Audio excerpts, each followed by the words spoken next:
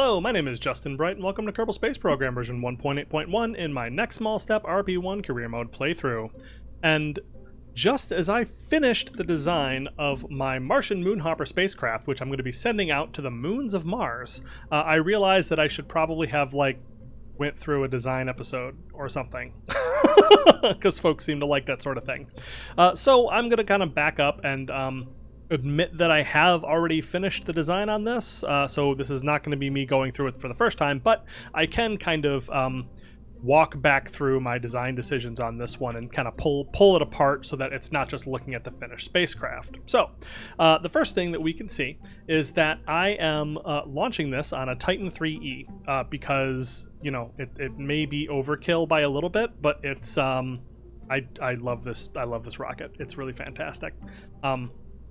And just to throw down some napkin math before we really get started on here, maybe I'll throw something up over here to talk this through. But I want to walk through what we need to do to get out there. So I'm looking for a roughly 3,600 meter per second delta V burn to get out to Mars. Okay, so that's about how much it's going to take for us to get out there. So whatever rocket we use is going to need to have at least that much left over to after getting into orbit to be able to do that. So 3,600 meters per second is the first number to be watching for. To capture around Mars in a highly elliptical orbit, so like just the bare minimum orbit to capture, we're looking for about 670 meters per second, roughly. Then the plan is I want to capture around Deimos, because Deimos is the further out of the two moons, so it is going to require the least amount of change. So we're going to want to be as economical as we can be with this, okay? So the transfer into that orbit should be about 340 with about a 660 meter per second capture, roughly. Like something like 1,000 meters per second should, or 1,100 or so, should get us into orbit around Deimos, and then it'll take like a hysterical 4 meters per second to land from low Deimos orbit. Then we can jump out of that, and we will be leaving. And I have no idea what the escape trajectory looks like coming out of Deimos, sphere of influence. But if I were in a highly elliptical orbit once again, which I assume that I'll be able to get to fairly easily from low orbit of Deimos, we're looking for another 740 meters per second and then a 550 meters per second to capture around Phobos. So you add all that stuff up and you add some extra fluff to it, you're looking at about 1,000 meters per second for Deimos, and then 1,250, 1,300 for Phobos, and then you add a whole bunch of extra for the fluff on top of that, and what the number that I came up with that I was targeting was about 3,500 meters per second. Okay, so that is what I have targeted with this. So let's start with, so since we've worked backwards, this booster does all that. So we can do that math really quick. I take 9,200 minus 2,537 minus 3,096 minus 2,702 minus 5,830. That means these first 4 stages are the first stage, so stage 0, stage 1, stage 2, stage 3.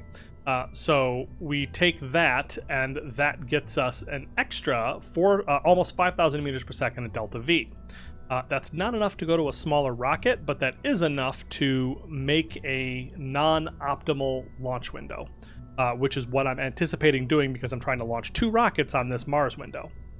So there we go. We have an extra kilometer per second of delta V, and that is why we are using the Titan 3E and not something smaller. Fabulous. So this is the spacecraft that I'm going to try to use for all of that stuff. This is my Martian Moon Hopper. So this is the bus stage, basically. This is my little ferry that is going to be moving it around between the different places, and it's going to be using 2 engines, 2 of these generic thrusters, using Aerozine and NTO to maneuver around in the Martian system and visit the different moons. So we have a pair of the 3.6 kilonewton generic thrusters to give it some extra punch because this is many minutes of burning. We've got 2 sets of quads, RCS quads up here, which I've put on because I want to be able to make sure that I can maneuver to dock and rendezvous with our Moon Hopper. We have some solar panels on here, which I've put on here's the math that I'm using for that. So with no avionics, with just the communications and all the experiments turned off, we are looking at 0.05 per second consumed total. Cheating a little bit because we have a RTG on here, which helps reduce the total amount that we are going to be needing overall. Even in orbit of Mars, we're looking at about double that, but that is to, I've doubled that amount needed to account for 2 things. First, for recharging the batteries before going into a nighttime orbit around Mars, and also to account for the length of time between here and there, because it may take the better part of a year to get over there, and by then the solar panels could degrade by as much as 50%. If you look at the solar panel itself, you can say, okay, so around Mars, we're looking at outputting 45 watts at para-Aryan, I think that's what it is, of Mars. But at the furthest point away from the sun, we are looking at just 31 watts. Not great. I don't know which of these numbers is reflected here, but I did switch this to Mars, which reduces reduces our generation as you might expect. So anyways, if you then take okay, so what if it takes us 300 days to get out there? Then you're looking at 70% efficiency, which brings us to 0.08 per second. So that reduces it fairly dramatically, but we will still theoretically have enough to charge our batteries during the Martian night. So that's that. I've put on the good old 125 meter retractable parabolic antenna, which I've used for most of my interplanetary missions because it's about as good as it gets. I want to say that it is as good as it gets. Let's put this out of the way for a second here. No, out of the way. Because we're looking at, for the S-band, which is what we're using, we're looking at 26.4 dBi and 11 degree beam width. The next best one, I think, is this 1 meter, which 1 is less than 1.25, but we're looking at 24.4 and 13.7 beam width. So yeah, slightly lower performance comparatively. You'll see that we have some experimental modules coming on up in the next node. So we've got a 2 meter antenna and a 4 meter antenna, which is real exciting. That's going to be a monster.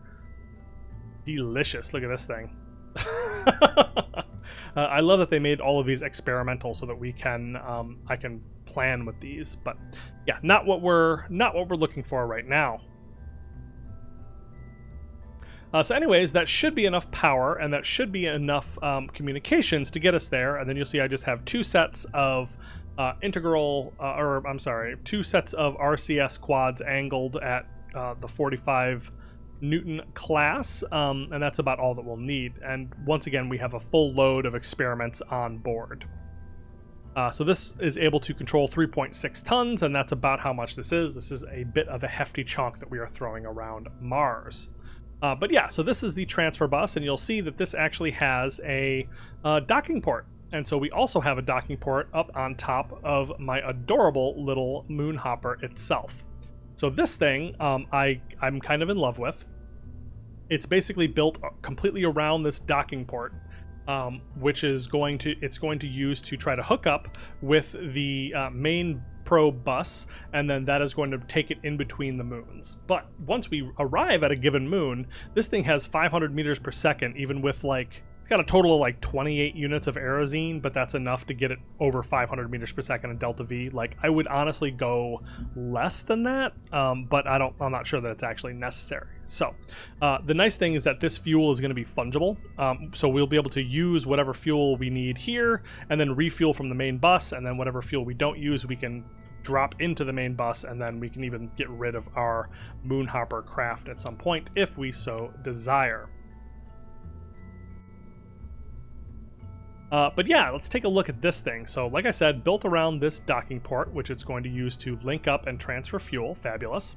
It's got all of the good stuff here. So it's got a soil surface sampler, which I think is actually a little bit too high now. I think I've moved things around a bit. Yeah, that's a little too high now. Darn it. I'm gonna have to reload. I'm gonna have to edit the craft actually. So yeah, we're gonna move this down a little bit, and that is hopefully going to be able to actually scrape up some soil from these little tiny potatoes that we're jumping on. It's got 5-way RCS, which I'm using because I want to be able to maneuver and dock with this thing alone if needed. We've got just little globes of radial tanks that I'm using for the fuel, and we have little sticks that we are little procedural structures that I'm using as landing legs, because even the smallest landing legs, even the little micro struts, even if these worked properly, they're huge compared to this particular craft, and therefore we do not need it. Like, this would weigh 10 kilograms, this weighs less than 1. So pretty obvious which one is going to be better for us in this particular instance. You'll notice we got a bunch of external science experiments on here. So we've got visible imaging, so we've got a camera, we've got the magnetometer boom, soil surface sampler that we're going to move down, big ol' ion mass spectrometer sticking off the bottom here, and underneath we also have the thermometer and barometer. And then it's all powered by just one single little 0.44 kilonewton engine, also using Aerozine and NTO. It's just a wonderful, wonderful fuel. And that has something like 183 thrust to weight ratio. So we'll probably be using the RCS to do most of our landing, and like literally pushing ourselves down into the surface so that we will stay down, because it's not going to be very we're not going to get. It's going to be a very different animal landing on these tiny little potatoes as it would be landing on the moon. So that's going to require a whole different set of, not technology, but it's going to require a different mindset of how we're going to be doing it. So we're going to be braking with this and taking off with this and like rendezvousing with this engine here.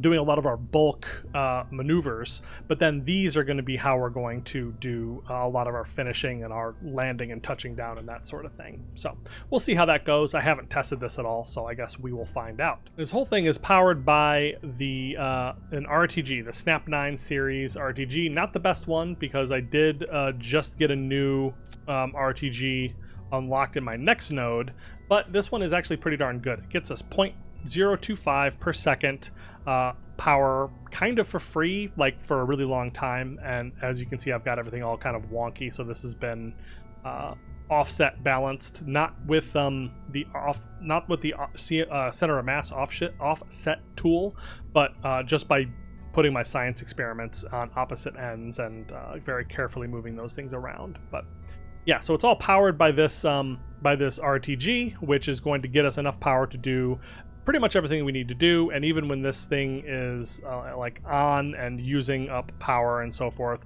we have plenty of battery, so I'm not too worried about running all of our experiments and having plenty of time to do that. So that is the plan with this. That is my thought behind how this is going to work. There may be glaring errors, but that's kind of the joy of doing this and playing Kerbal Space Program, is you do your absolute best and then you see how well that matters. So I'm just going to go in and edit the position of the soil mechanics surface sampler and make sure that that will actually touch the ground. But other than that, there should be no changes on this before we actually fly. So there you go. That is our Martian Moon Hopper craft that I am hoping to use to visit both moons of Mars in one trip. But before we get to that launch window for Mars, we have another mission to take care of. This is a Titan 3E that is launching in 1 second. Ignition. Liftoff of the Titan 3E bearing the solar-back rover towards the moon. That's right, we are going to be sending the first rover of my career to the moon to attempt to do some lunar exploration. There is indeed a contract for that. in here amongst the 9 contracts I have accepted right now. Lunar Rover uncrewed. We are heading to Lunar Rover Site Alpha, and then we are going to try to rove around and do some science and visit 2 other sites as well while we transmit science from the surface of the moon. So I have no idea how this is going to go. As far as I've tested this, I've basically only looked at the capability of this thing to actually touch down on the surface of the moon. There's going to be a lot of big issues, such as where, like, if I'm going to be able to communicate back home. That's going to be something. So we're going to see about how that works. So, but yeah, I think we'll be able to figure something out. And if I have to send out a lunar communications satellite that I use kind of on a temporary basis, that seems fine. But yeah, the mighty Titan 3E is just like powering its way up. Like I said, I adore this rocket. It is incredibly handy. These gigantic solids are just so cheap for how much Delta V they provide. All right, just a couple seconds till we drop off these solids.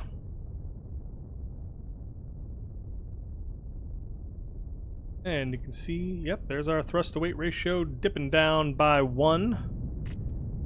And off we go. Yes, indeed. So there we go. Yep, Titan 3E, lovely, lovely rocket. I really can't say enough nice things about it. Yeah, so I'll definitely be getting back into more Saturn-style launches as I need to throw heavy payloads, because there's an upper limit on what this rocket can do that a much bigger Saturn-style rocket is going to take care of for me. So there's going to be some point where I need to transition, or at least that I need to figure out something else, because there are some really hefty payloads that I'm going to need to throw if I want to put crew on the surface of the moon.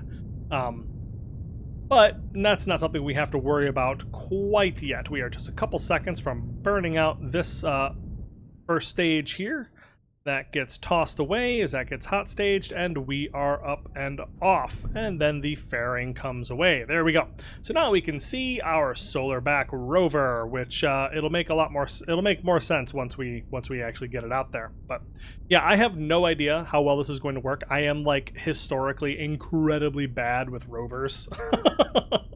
I usually end up just flipping the damn things on their back, and then they're done forever after operating for something around 30 seconds. So yeah, not a great track record with these things. I guess we'll see how it goes. But for now, we are on our way up into orbit, so I will see you there. All right, so we are now in orbit with our solar back.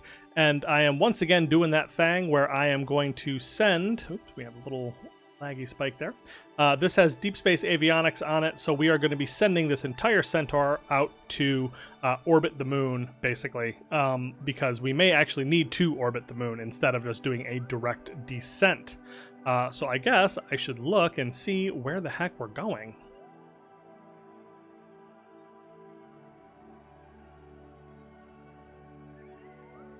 Yeah, so I can see a problem already. So that is going to be on the far side of the moon. So that is going to be a little bit difficult for us to communicate. So I'm probably going to have to...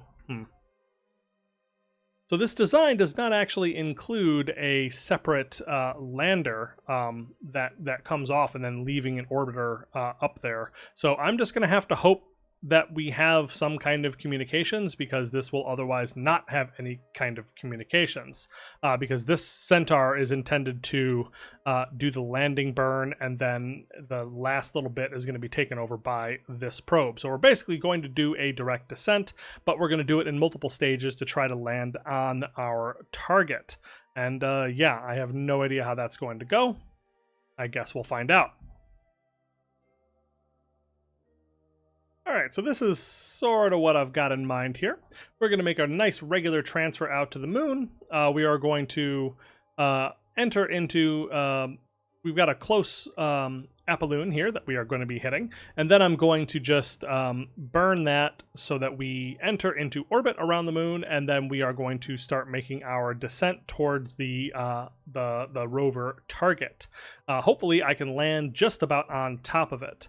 And then I am going to use the Centaur stage to finish that burn, finish that descent, kick that off, and then the last bit will be handled by this handy dandy little sky crane we have sitting on top here. So we will see how that goes. But step one, we need to make our transfer out to the moon. All right, we are ulging up for our burn. And there we go. We have ignition and we are away. We are heading out towards the moon. Oh, that's even better. Yeah, so we are on our way out there, and yeah, I'm trying to duplicate a little bit of the Lunar 1 mission, which was the first successful rover to explore another world. It was a remote-controlled Soviet probe that was driven around on the surface of the moon. So this was after, of course, the lunar landing, so the manned lunar landing by the Americans. What happened a little bit before that, but before the Americans could put a rover on the moon, I believe Lunar 1 drove.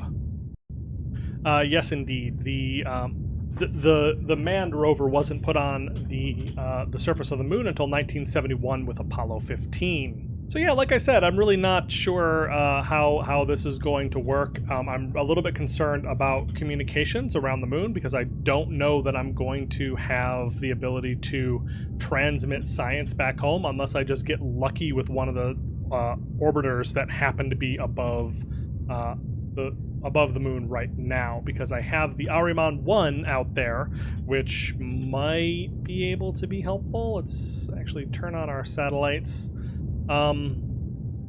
Yeah, because I'm really not sure that any of these are going to be super in a useful position and able to help us. Gosh, I should probably have thought about this before I sent this out. Well, this is a technology demonstrator, if nothing else. We're going to be determining whether or not I can land a rover at all, let alone if it is something that will be able to transmit science back. So hopefully that will work, and if not, then we will either send another one or we'll send a satellite to do communications around the moon. Like, that's something that I've been wanting to do anyways. Pretty soon I actually have, let's see, where would that be? That would be here. On here I have the Telenet spacecraft, which is going to be launching my first real geostationary satellite communications network. So that's coming up in the near future as well. And after I get that done, the next step was always to do some lunar communications so that things like this would not be an issue. All right, we are just wrapping up our lunar injection burn, which hopefully will put us on a good trajectory that we will be able to use to maybe think through the rest of this mission kind of on the fly. So it normally goes with stuff that I do. So yeah, we are just about finished. Just a couple more seconds. Beautiful. That is all wrapped up. I'm going to remove the next nodes because we'll, like I said, figure that out as we go. I do have both sets of RCS on here to help this to get places or to move around and align itself in the orbit rapidly, because I've had trouble with that on some of these missions before. I oftentimes will lighten up the amount of HTP on here and remove one set of RCS if it's not something that needs to maneuver around very much, but this one I'm thinking is going to be important for it to move, be able to move quickly, especially since it's going to be a descent stage. So yeah, there we go. We are on our way. Let's see what our orbit looks like, and it's just about perfect. Could not ask for any better. Fantastic. So now I would like to just check. I want to see if I can change my inclination just a touch. Okay, so what I want to do is I just want to just check really quick. At the nearest, I just use this to get the nearest equatorial ascending or descending node with the moon, hopefully with the moon, because I want to see about changing my inclination a touch at a place where it might be very cheap to do so, because I would love to be able to do something like this afterwards at a dramatically cheaper price. Yeah, because look at that. That's going to cost us 40 meters per second to change my inclination by a huge amount, which would be much more expensive if I did that closer to the moon, or especially if I did it around the moon's orbit. So yeah, we will do that. Looks like that node is in just about 20 minutes, and we will fire up the RL-10s to get that done, and that's going to save us a whole bunch of fuel later on. Second node, that's fine. But yeah, I just want to get this so that we are roughly aligned with the... I just want to be roughly aligned with the landing target on my way out there so that we don't have to worry about that. So there we go. Let's go ahead and execute this node. And with 2 sets of RCSs, that is very easy to do. Fly just 20 minutes out. Just our attitude one more time, and all right, just getting ready to fire up our thrusters one more time. And we cut that inclination. There we go. Okay. I have lost. That is not... Wow, that changed pretty dramatically. What the heck? All right, then I'm just using RCS to kind of bring this back in so that it's nice and close. There we go. So that gets us 350 kilometer paraloon. And let's just double check if I were to do that. Yep, that's a little bit better. Well, that's a lot better. It's a lot better than it was anyways. So that will be relatively easy to change my... That'll be relatively easy to change my inclination on site to match this and to, yeah, do something like that, and that will bring us down, and hopefully we will have the Delta V to both make this correction, insert it into this orbit, and then begin our descent, which is going to be, you know, actually not a complete direct descent, which is very exciting. All right, so in the meantime, we need to set ourselves up to protect the fuel on this. So we are going to go sun down, execute, and that will point the our solar back actually at the sun, which has some solar panels up on top here, which are mostly occluded, but we should be able to get some exposure on that will help us to get out there and actually maintain electricity on this trip. Yeah, you can see we do have some sunlight that we're going to be getting on each of those, despite the occluding bits. All right, so there we go. That is that, and let's see, what's our power situation look like? If I shut down the avionics, we have perpetual electric charge. Fantastic. That's fantastic. I was a little bit worried about that, but that is looks like my plan has actually worked out. Hopefully our liquid hydrogen does not boil off, so this will hopefully this will protect all of the liquid hydrogen fuel in here from boiling off. Since we have a whole bunch of stuff in between that tank and the sun. Okay, fabulous. So we're now on our way, and our orbit looks good. Everything looks just fine. Pretty happy about all of this. So yeah, nothing to do now except for move our way over there, and then we will see if I can actually land this thing. All right, we have arrived here in the sphere of influence of the moon. And I am moving around to just do one little orbital adjustment before we make this happen. As I thought, just because of the shifting and moving of stuff on the way, we are slightly out of alignment for where I would like to be. So I'm just going to use HTP to just cut a little bit of our, or reduce our inclination just slightly. See, our inclination is coming down. And that is going to give us the nice close, not nice close, but it's gonna make it so that when we circularize and reduce our orbit, it is going to be in line with the target, just a lot more closely. So there we go, and this is going to be my plan here. I'm going to just plan for a nice close paraloon that we can use to, maximize the overth effect when we actually do our deceleration into our landing. That is a little bit safer, I find, and works a little bit better for targeted landing. So we should be able to make this work, and it's a little bit less dicey because I'm not like worrying about suicide burns and all of that. So yeah, there we go. That is our burn. So we still need to be concerned about the sun, so we're still going to point up at that. Just running one science experiment on our way down here. We got the magnetic scan going on. I've got an antenna sticking up. I thought I had an antenna actually on here or somewhere that I wouldn't have to use the one on the body of the rover, so I'm doing a little bit of clipping shenanigans here, which I know that's not good. Like, whatever. I'm just not going to stress that much about it. I really thought I had an antenna on here that was going to be lunar rated, but I did not do that. So yeah, there we go. I'm doing what I can here. So yeah, that is that. We are pointed at the sun, drawing some power. Everything is fantastic. Let's get moving down. All right, we are slowing down as we get close to this lunar surface. I can delete my alarm clock node that I was using to make sure I didn't overshoot the darn thing. We're going to point ourselves nodeward at this point.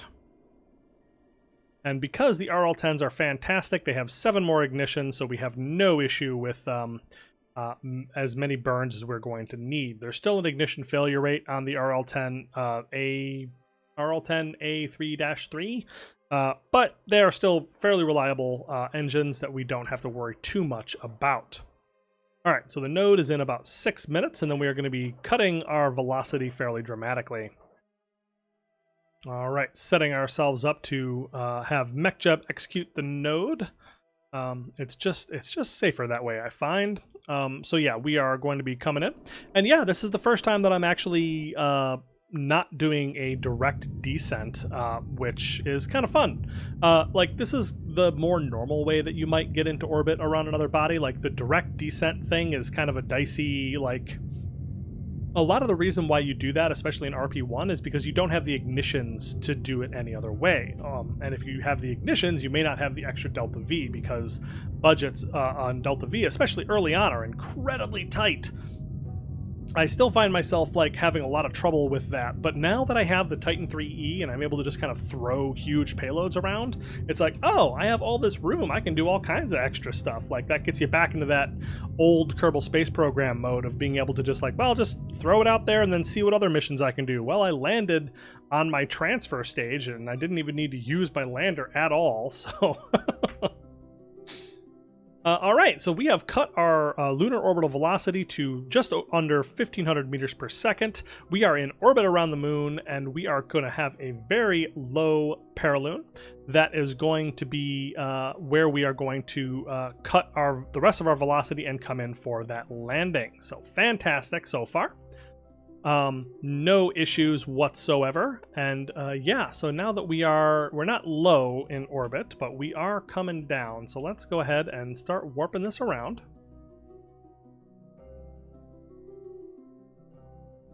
We are just 1 hour away from our paraloon, and I am just kind of rotating around because it doesn't really matter. Our control is probably going to be limited, I have to assume, on the far side of the moon, and there it goes. We have lost contact. We are half an hour away, and I think we are going to have to make this burn without the benefit of any control whatsoever or any connection whatsoever, which, you know, is not super great. But I also don't know what else I can do about that fact, especially now, since it's just kind of like, it's just happening. Like, this is happening. We are coming in for this landing.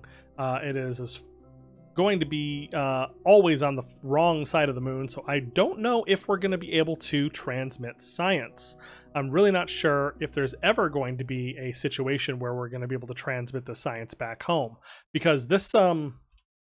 I had it in my head that we were going to be able to land on the near side of the moon and have direct connection back, because this antenna it's S-band, even though it's just a Communitron 16, and so it can communicate back home directly, you know, if you're pointing at it. So I may be completely out of luck as far as that's concerned. But like I said, this will be kind of a technology demonstrator because I really didn't think this all the way through. All right, the shaders are kicking in, so we can now see the lunar surface that we are screaming above. You'll see that we are... Flip around to surface velocity negative. We are just 45 kilometers above the surface of the moon. We have 8 minutes until our paraloon. So yeah, we are moving right along. We have a paraloon of 27 kilometers, and it's around there that we are going to start cutting our velocity. So what I'm going to do now is, now that we are pretty darn close, let's... I can't add a maneuver node. Darn it. Erg. Yeah, I'm not 100% sure what I'm going to do about that.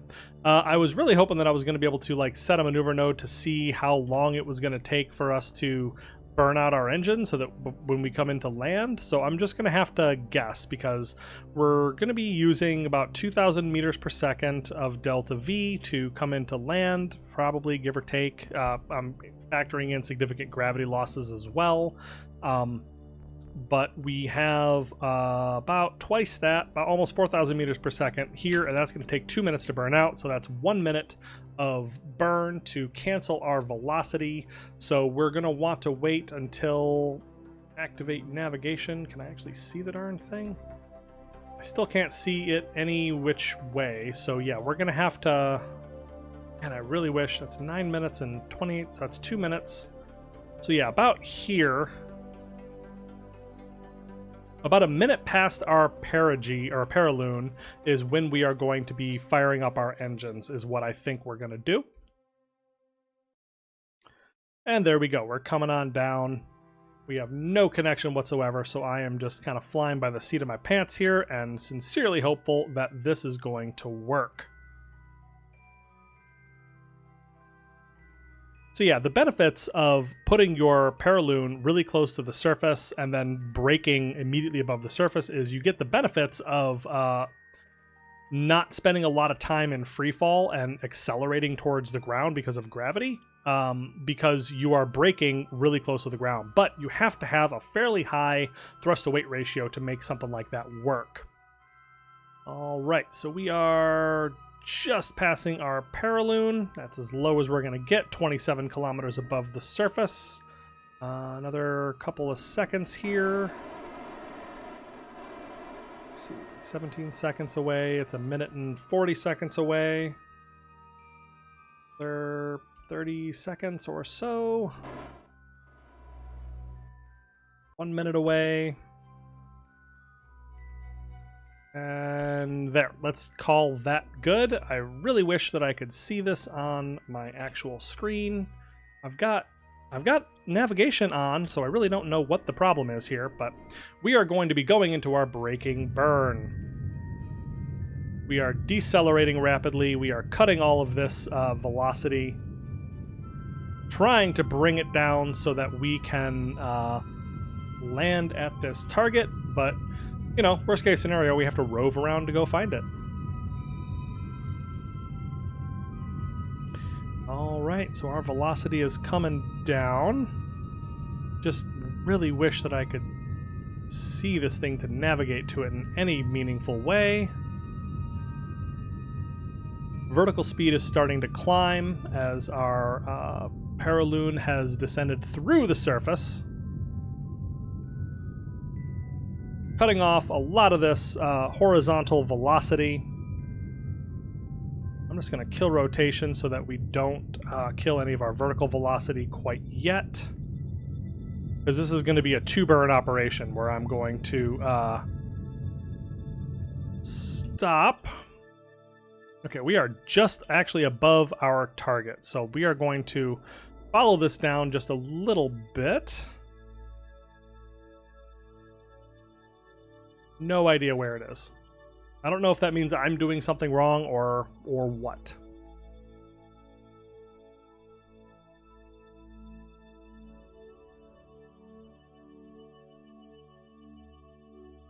All right, so we're falling down, and okay, we actually need to... We're actually just past it now, so let's go ahead and cut the last of our... let's cut the last of our Oh, I can't actually do that. Of course not. But I can just do this, and I'm just going to kill the last of our horizontal velocity here, and also our vertical velocity kind of accidentally, because we are over our target, so I just want to be descending basically straight down at this point.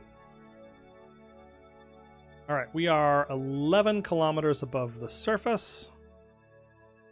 We're going to descend a little bit more. I'm going to burn this Centaur one more time, and then we're going to kick this thing off, and I'm going to be relying only on my sky crane. So we're just going to say this is not a particularly efficient way to do this. Suicide burn is the way to do something like this, of course. All right, so we are kicking off here. And yeah, I have, oh god, did I use the TD339s? Oh my god, why did I do that? That was probably a mistake. Anyways, so we are pointed at the ground. Let's see, I need to make sure that we have avionics. Controls are activated. Fabulous. All right, so suicide burn, we are just past it, so we are going to fire up these engines and begin our burn towards the surface. Looks like this was a little pessimistic, which is actually quite good. So I'm using the TD 339 engines, which are the Surveyor landing engines, and I'm doing that because they throttle. So I'm hoping that I can't throttle at all. Of course. I brought these engines specifically because they would throttle, because I assumed that I was going to be able to, use most of the controls. But because I have no connection, I have barely any ability to do anything as far as controlling this spacecraft. So I'm going to end up having to kind of flutter the engines a little bit, which is not great because they have a failure chance. They can ignite unlimited times, but there is a possibility that one or more of these can and will fail on one of these attempts. All right, we are just about 50 meters above the surface, but we gotta cut the engines one last time. No, what is happening? Oh my gosh. Okay. I think I was hitting the Alt, like the Windows key to... Oh my gosh, stop doing that. But there we go. We have landed on the surface of the moon. Yes! Despite all of my attempts to destroy the spacecraft. Ah, goodness. Okay, so first of all, I need to stop this magnetic scan. No, stop the scan. What is wrong with you? Okay, so I need to box this up, and I also need to box this up and retract this antenna, because I do not want, once this thing kicks off, I do not want it to break anything.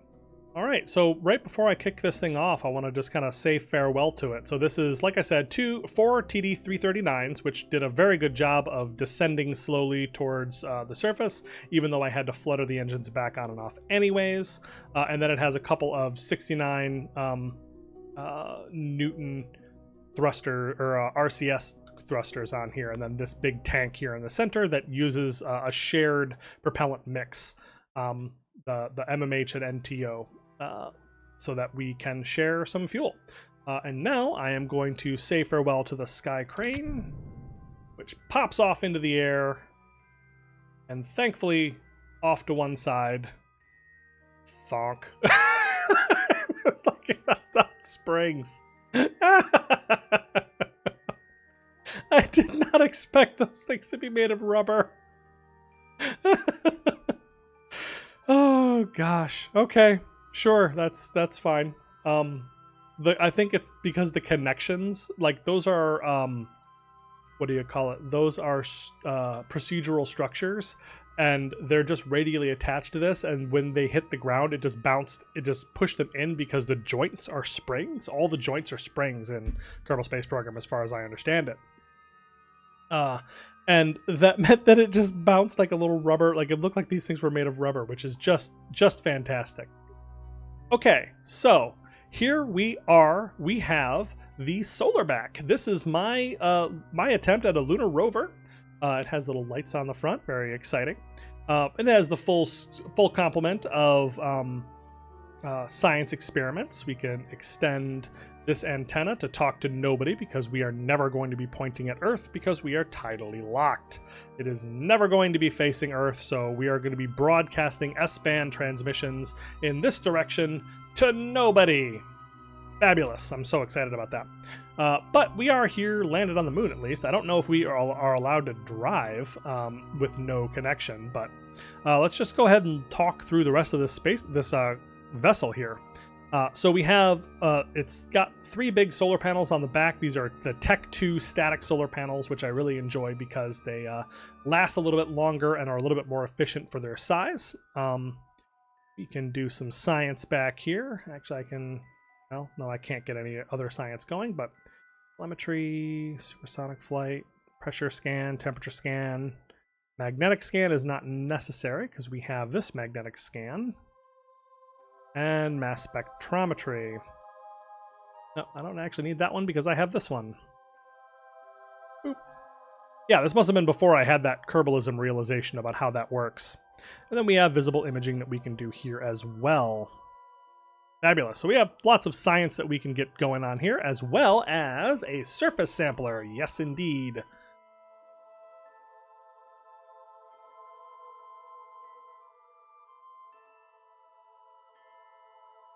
So yeah, this thing can stop and do just tons of science, which is just fabulous. So it's scooping up some Earth or some lunar regolith now to do experiments on. Yes, indeed. I'm playing with the controls now, and I have no ability to do anything. We cannot rove at all. I have launched a very expensive and weird lander. Sigh. But if I ever, send an S-band relay satellite very far above the lunar surface, then we should in theory be able to transmit some of the science back home, and maybe then even communicate with Earth and be able to rove around. And hopefully, if I have connection, I'd be able to actually see where the heck the navigation beacon is. Because yeah, until such time, we just have no ability to do much of anything. So I'm just going to time warp until some of this early science is finished. I'm not going to leave all of it running because I don't think I have the power to do so, according to this. But even now, as I'm finishing some of these science experiments, our power duration is increasing. So that's very, very nice. But yeah, this thing is one of those that's like passively able to... Oh wait, if I shut down avionics... No, I still don't have enough. Very expensive science experiments, apparently. Oh yeah, the other nice thing is that I'm actually in shadow right now. It's very easy for me to forget that because the shaders make this look so very bright, but there's no sun in the sky. We are going to run out of power in about 15 days now that I'm shutting down these science experiments. So we got about 16 days of power. So fingers crossed that we last long enough that 23 days with the lights off. That's nice. Dang, these are expensive. Yeah, so anyways, that is about as good as we're going to get on this one, I think. The sun comes around every 14 days or so, so this should have plenty of power to survive the day-night cycle here on the moon. It should be able to charge its batteries up to full and keep them full and do lots of science while the sun is up, and then basically hibernate through the nighttime. So yeah, everything was very nicely planned, and this thing even has flip over capability. Like, it has these big beefy 223 Newton RCS thrusters and enough fuel, Aerozine NTO fuel packed on that I could flip this thing over like I think 4 or 5 times based on my tests, because these have enough to actually like pick it up and lift it, and that means that if I could actually lift up one side with just 2 of these and flip it over if it gets on its back, which I'm particularly proud of. It's one of those things that's if you don't drive like a doofus, you're never going to have that issue. But I'm never going to plan for not driving like a doofus. So So yeah, that's a fantastic little paperweight that I have sent out here to the moon. We have successfully landed. We managed a lunar orbital insertion. We managed a precision landing with our with a sky crane that was able to pop off and leave a rover on the surface of the moon, which has no connection because I forgot communications. Haha, fabulous. All right, so that is where I think I'm going to leave it, but let's go ahead and just talk through this for just a second. So, upcoming missions, we have a Mars transfer window in just 54 days, and we have 2 spacecraft that should be done in time for that launch. I absolutely love having 2 production lines. Fantastic stuff. If we had succeeded on this darn mission, we should have enough to upgrade our astronaut complex basically on the next mission that we complete, because I want to be prepared in every way that we can be for our final run at crewed lunar landing, which is going to require that, and this is the last major infrastructure piece that we're going to need to get there. Everything else we should have. We have the technology nodes, like the R&D center is upgraded enough to give us the technology for it. We have the launch pad. I think that we can do it. We might be able to do it on a 700-ton pad. Probably going to need to upgrade that one more time. What's that going to cost us?